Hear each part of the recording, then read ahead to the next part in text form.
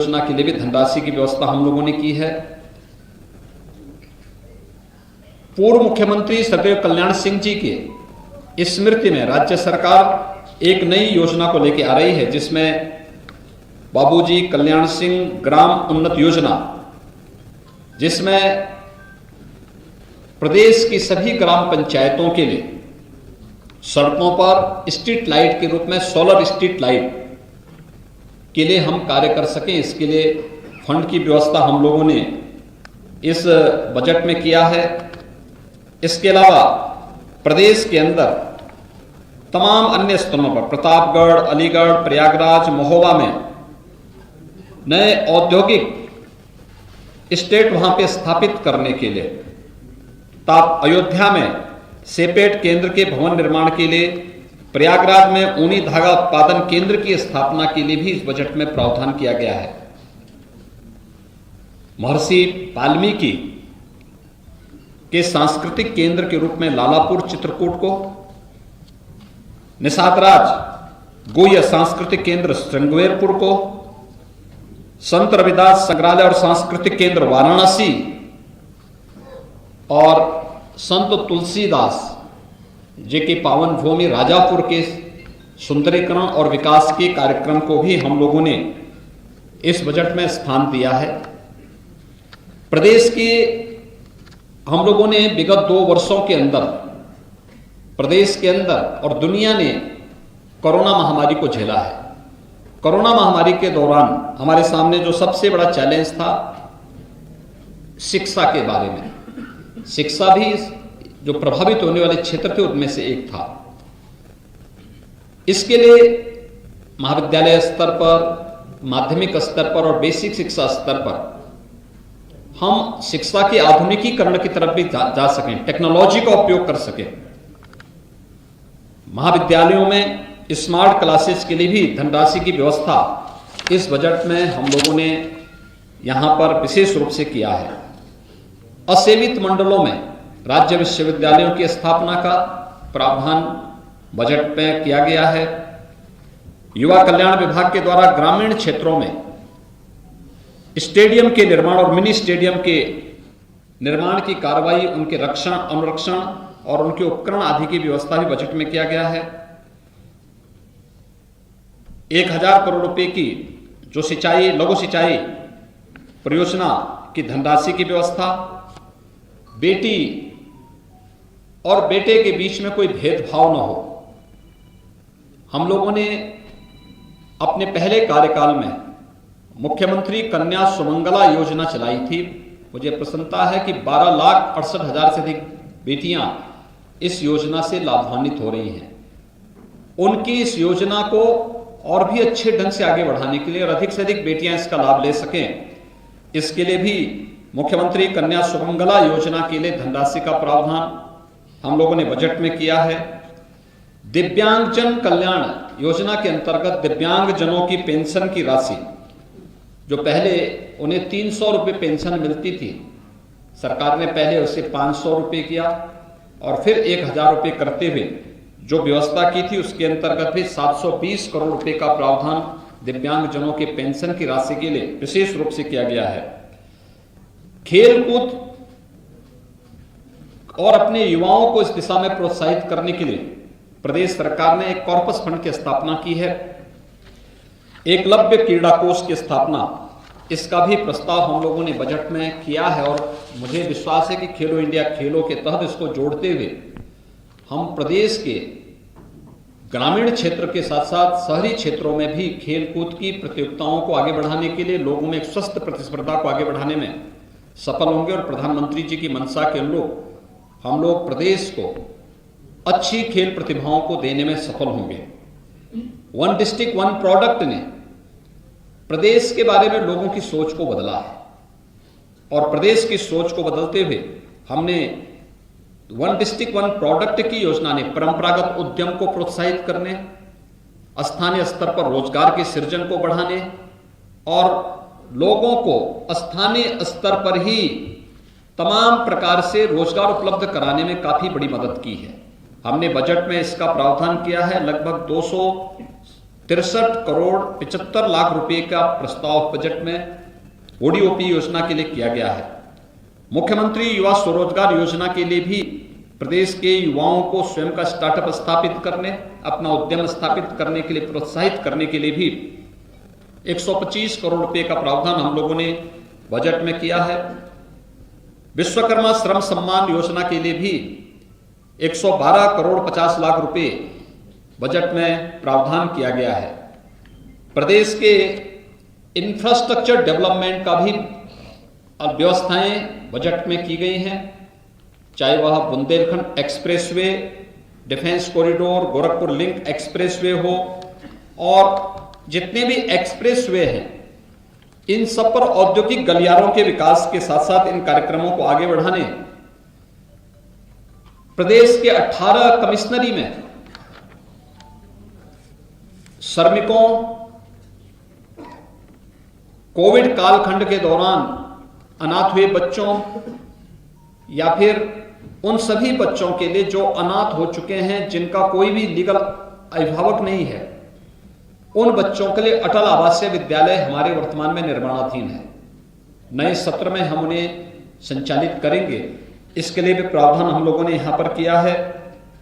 बुंदेलखंड में general Bipin Rawat defence and industrial corridor के विकास का प्रस्ताव भी हम लोगों ने, इसके लिए भी 400 करोड़ रुपए की धनराशि का प्रस्ताव हम लोगों ने किया है। इसके साथ ही प्रदेश के अंदर जो हमारे वर्तमान में चालू परियोजनाएं हैं, जिनमें महर्षि वाल्मीकि के लालापुर क्षेत्र का विकास, वाराणसी में संत रविदास श्रृंगवेरपुर में निषाद राज गुह्य स्थलों के पर्यटन विकास के साथ ही बहराइच में महाराज सोहेलदेव के भव्य स्मारक निर्माण के लिए भी धनराशि की व्यवस्था इस बजट में की गई है। बाबा साहब डॉक्टर भीमराव अंबेडकर स्मारक और सांस्कृतिक केंद्र की स्थापना लखनऊ में चल रही है। इसको समय से पूरा करना और साथ साथ इसके कुशल संचालन के लिए भी धनराशि की व्यवस्था बजट में की गई है। जल जीवन मिशन के अंतर्गत हर घर नल योजना ग्रामीण क्षेत्र के साथ साथ शहरी क्षेत्रों में भी लागू हो सके। ग्रामीण क्षेत्र में हम लोगों ने पहले चरण में बुंदेलखंड और बिंद क्षेत्र को लिया है।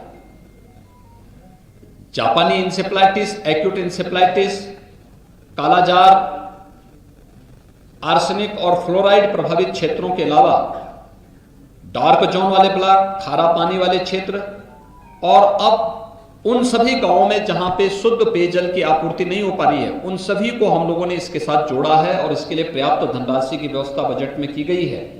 लेकिन इसके साथ ही शहरी क्षेत्रों में भी शुद्ध पेयजल की आपूर्ति हो सके, अमृत योजना के अंतर्गत इसका प्रावधान भी बजट में किया गया है। प्रदेश के अंदर वीरांगना झलकारीबाई महिला पुलिस बटालियन गोरखपुर, वीरांगना अवंतीबाई महिला पुलिस बटालियन बदायूं और वीरांगना उदादेवी महिला पुलिस बटालियन लखनऊ, इनके गठन और यहां पर इंफ्रास्ट्रक्चर डेवलपमेंट के लिए भी धनराशि की व्यवस्था बजट में की गई है। इसके अलावा सेफ सिटी मिशन के अंतर्गत प्रदेश में भी अलग से हम व्यवस्था चला सकें। भारत सरकार इसमें सहयोग करती रही है, लेकिन इसको हम लोगों ने सेफ सिटी और स्मार्ट सिटी को मिलाकर के प्रदेश के अंदर एक साथ चलाया है और उसकी सर्वत्र सराहना भी हुई है। ये सभी कार्यक्रम हम लोगों ने प्रदेश में स्थापित किए हैं। प्रदेश के 8 मंडलों में अलीगढ़, आजमगढ़, बस्ती, चित्रकूट धाम, देवीपाटन, मिर्जापुर, प्रयागराज, सहारनपुर में एंटी करप्शन ऑर्गेनाइजेशन यूनिट की स्थापना के लिए भी पर्याप्त धनराशि की व्यवस्था की है और प्रयागराज में नेशनल लॉ यूनिवर्सिटी की स्थापना के लिए भी धनराशि की व्यवस्था हम लोगों ने इस बजट में की है। यानी कुल मिलाकर के यह बजट प्रदेश के समग्र विकास के विजन को लेकर के प्रदेश के आगामी 5 वर्षों के एक सर्वसमावेशी और समग्र विकास को ध्यान में रख करके तैयार किया गया एक विजन डॉक्यूमेंट के रूप में हम लोगों ने आज यहाँ पे प्रस्तुत किया है। और यह बजट उत्तर प्रदेश की 25 करोड़ जनता की जन आकांक्षाओं के अनुरूप प्रदेश के गांव, गरीब, किसान, नौजवान, महिलाएं और समाज के प्रत्येक तबके के हितों के लिए कार्य करने में सफल होगा, उसकी आधारशिला स्थापित करेगा। बजट अब तक का सबसे बड़ा बजट है। मित्रों, मुझे बताते हुए प्रसन्नता है कि हमारा यह बजट जब 15-16 में प्रदेश के अंदर बजट प्रस्तुत हुआ था, वह 3 लाख करोड़ के आसपास था। 3,02,687 करोड़ रुपए का था। और इस बार जब हम बजट प्रस्तुत कर रहे हैं, यह बजट 6,15,518 करोड़ 97 लाख का है। यानी बजट का दायरा दोगुने से ज्यादा हुआ है, जबकि विगत 5 वर्ष के अंदर 2 वर्ष हमारे कोविड प्रबंधन में व्यतीत हुए हैं। बजट में जो सबसे महत्वपूर्ण बात यह है कि बजट के दायरे को बढ़ाने के लिए हमने प्रदेश के अंदर राजस्व भी बढ़ाया है। और राजस्व को हम लोगों ने किस रूप में बढ़ाया है? अगर मैं जीएसटी, वैट आदि की बात करूं तो 2017 के पहले प्रदेश के अंदर या देश के अंदर जीएसटी नहीं था। वन नेशन वन टैक्स 2017 जुलाई 2017 में लागू हुआ, लेकिन उससे पहले सेल टैक्स और वैट था। उस समय प्रदेश में सेल टैक्स और वैट से जो धनराशि प्राप्त होती थी वो मात्र 51,000 करोड़ रुपए प्राप्त होती, 51,800 करोड़ रुपए प्राप्त होती थी। कोविड-19 के बावजूद 2 वर्ष इसमें हम लोगों के अमूल्य खर्च हुए, प्रबंधन में खर्च हुए, लोगों की इनकम पे असर पड़ा, कई महीनों तक लॉकडाउन के कारण व्यापार पर असर पड़ा, अर्थव्यवस्था पर उसका बुरा असर पड़ा। लेकिन उस सब के बावजूद हम इसके दायरे को बढ़ाने में लगभग 90,000 करोड़ रुपए तक पहुंचाने में हमें सफलता प्राप्त हुई। इतना रेवेन्यू हम लोगों ने कलेक्शन किया। एक्साइज में उत्तर प्रदेश में कुल 14,273 करोड़ रुपए प्राप्त हुए थे 16-17 में, और इस समय हम लोग 21-22 में इसे 36,231 करोड़ से अधिक पहुंचाने में हमें सफलता प्राप्त हुई। ऐसे स्टैंप एंड रजिस्ट्रेशन में 11,564 करोड़ रुपए से बढ़ा करके हम लोगों ने इसे 20,045 करोड़ 68 लाख रुपए तक पहुंचाने में हमें सफलता प्राप्त हुई। माइनिंग में 1,548 करोड़ रुपए से बढ़ा करके इसे 2,664 करोड़ रुपए तक पहुंचाने में प्रदेश के अंदर एक माइनिंग पॉलिसी लाने के बाद हमें इसे पहुंचाने में सफलता प्राप्त हुई। कुल मिलाकर के प्रदेश ने अपने रेवेन्यू को बढ़ाया है। रेवेन्यू को बढ़ाने के साथ साथ प्रदेश के विकास का जो आधार बना, उस आधार के साथ ही उस आधारशिला पर जो आगे की कार्रवाई प्रारंभ हुई, आज उसके परिणाम हम सबके सामने आ रहे हैं। प्रति व्यक्ति आय में वृद्धि हुई। प्रदेश की अर्थव्यवस्था विगत 5 वर्ष के अंदर दुगनी हुई है, और बजट का दायरा भी हमारा आज दुगने से अधिक आज 2022-23 का प्रस्तुत हुआ है। सबसे महत्वपूर्ण बात इस बजट की है वो ये कि रिजर्व बैंक और भारत सरकार ने जो एफआरबीएम की, राज्यों के लिए एफआरबीएम की जो सीमा तय की है कि आप ऋण लेने की जो सीमा आपकी होगी वह पहले 3% थी। कोविड कालखंड में उसे बढ़ा करके 4 फिर 4.5% किया। पहले 4% तक बढ़ाया था, फिर बाद में उसको 4.5% तक किया गया कि आपकी जो कुल जीएसडीपी होगी उसके इतने तक आप ऋण ले सकते हैं। उत्तर प्रदेश आज भी अपना बजट के दायरे को बढ़ाने, बेहतर कोविड प्रबंधन करने, इंफ्रास्ट्रक्चर डेवलपमेंट के कार्यक्रमों को आगे बढ़ाने, लोक कल्याण के कार्यक्रमों को आगे बढ़ाने, प्रदेश के प्रत्येक तबके के लिए, गरीबों के लिए, गांवों के लिए, महिलाओं के लिए, किसानों के लिए, मजदूरों के लिए, व्यापारियों के लिए, समाज के प्रत्येक तबके के लिए अपनी कल्याणकारी योजनाओं को आगे बढ़ाने और समग्र विकास के कार्यक्रमों को आगे बढ़ाने के साथ ही एफआरबीएम की जो सीमा 4.5% तक तय की गई है, हम अपने कुशल वित्तीय प्रबंधन के तहत यह हमारा इस बजट के बाद भी 3.96% ही रहेगा। हम 4% से भी कम पर आज भी है। बजट का दायरा बढ़ा, प्रदेश के अंदर इंफ्रास्ट्रक्चर डेवलपमेंट के कार्यक्रम हुए, निवेश की नई नई संभावनाओं को हम लोगों ने नई पॉलिसी के माध्यम से आगे बढ़ाने का कार्य किया। ये प्रदेश की कुशल वित्तीय प्रबंधन का एक नमूना है। आज विधानसभा में उत्तर प्रदेश का 2022-23 का बजट प्रस्तुत हुआ है। मैं इसके लिए वित्त मंत्री जी को, अपने अपर मुख्य सचिव वित्त और उनकी पूरी टीम को हृदय से धन्यवाद देता हूं। पूरा मंत्री परिषद उनके सहयोग के लिए हमेशा तैयार रहा और हम विश्वास व्यक्त करते हैं कि आदरणीय प्रधानमंत्री जी की मंशा के अनुरूप यह बजट $1 ट्रिलियन की इकोनॉमी आगामी 5 वर्ष के दायरे के अंदर हम लोग आगे बढ़ाने में सफल होंगे। इस विश्वास के साथ यह बजट आज प्रस्तुत हुआ है। मैं विश्वास व्यक्त करूंगा कि लोक कल्याण संकल्प पत्र के जो 130 संकल्प थे उनमें से 97 को हम लोगों ने इसमें लिया है।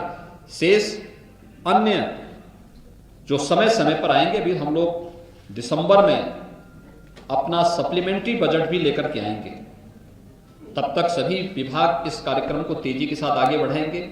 प्रदेश विकास की गति पर फिर से दौड़ता हुआ दिखाई देगा और प्रधानमंत्री जी के विजन के अनुरूप देश की नंबर 1 अर्थव्यवस्था बनने की उत्तर प्रदेश अग्रसर होगा। मैं एक बार फिर से आप सबको बजट भाषण को और बजट के इस पूरे कार्यक्रम को सकारात्मक भाव से आगे बढ़ाने के लिए हृदय से धन्यवाद देता हूं।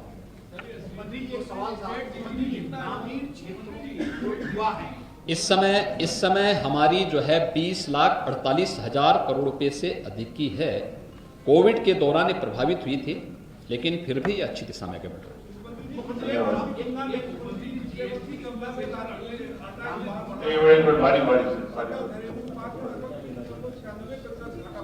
देखिए उत्तर प्रदेश और देश के लिए FRBM की जो सीमा है यह 4.5% तय की गई है। पहले 3% तक थी, कोविड के पहले 3% तक थी, बाद में इसको बढ़ा कोविड के दौरान इसको 4% किया गया।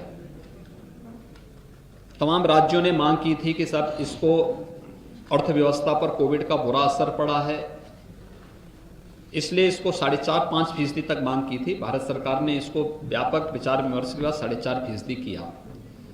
जब FRBM की सीमा 3% थी, उत्तर प्रदेश का बजट जो भी आता था वह 3% के अंदर ही आता था। हमारा राजकोषीय घाटा जो भी होता था वह FRBM की लिमिट के अंदर ही होता था और 2.96-97 के आसपास हमारा होता था। हम लोग उसके अंदर ही इसको करते थे। कोविड के दौरान अर्थव्यवस्था पर जो विपरीत असर पड़ा था वह यूपी भी उसमें था, क्योंकि यूपी तो सर्वाधिक बड़े राज्यों में, सबसे बड़े राज्यों में है। यूपी की जितनी आबादी है उतनी आबादी देश के किसी भी राज्य की, जो सबसे बड़ा राज्य है आबादी की दृष्टि से, उसकी यूपी से आधी आबादी है। तो स्वाभाविक रूप से यूपी ने अपने यानी प्रदेश आदरणीय प्रधानमंत्री जी के मार्गदर्शन में कुशल वित्तीय प्रबंधन का उदाहरण भी प्रस्तुत किया और इसलिए 4% जो पहले कोविड के प्रथम चरण में 4% का FRBM की लिमिट तय की गई थी, वर्तमान में यद्यपि 4.5% है, तब भी हम लोग 4% से नीचे हैं और 3.96% का हमारा राजकोषीय घाटा आने का अनुमान है। और प्रदेश के अंदर जो डेवलपमेंट की एक्टिविटीज जब बढ़ेंगी, मैं विश्वास के साथ कह सकता हूं कि हम इस राजकोषीय घाटे को और कम करने में सफलता में प्राप्त होंगे। मुख्यमंत्री जी, आपने संवाद से समाधान ये थीम स्थापित की, जिसका प्रभाव देखने को मिला।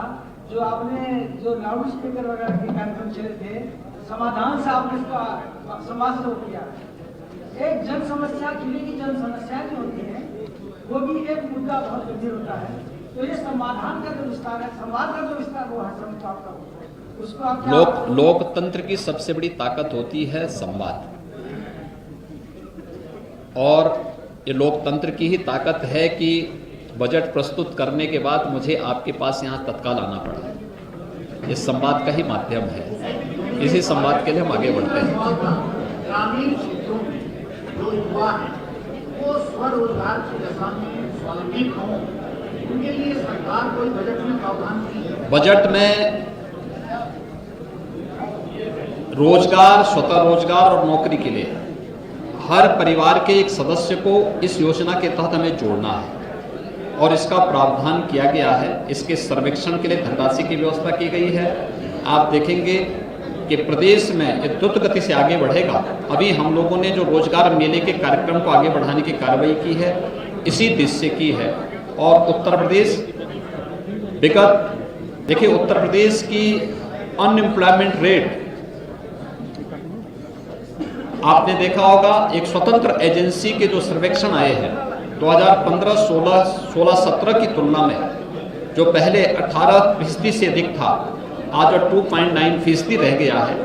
और हम लोग जो प्रयास कर रहे हैं, ODOP की योजना, मुख्यमंत्री स्वरोजगार योजना की योजना, PM स्टार्टअप की योजना, PM मुद्रा योजना, ये सभी योजनाएं उसी को आगे बढ़ाने के लिए हमारी आगे बढ़ रही हैं।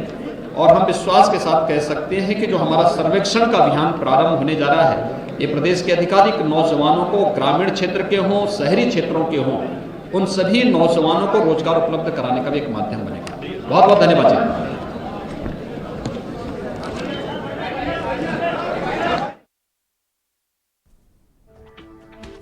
तो 2022-2023 का पूर्णकालिक बजट फिलहाल पेश किया गया। वित्त मंत्री सुरेश खन्ना ने बजट पेश किया और उसके बाद मुख्यमंत्री योगी आदित्यनाथ ने पत्रकारों के तमाम सारे सवालों के जवाब दिए और एक प्रेस कॉन्फ्रेंस की।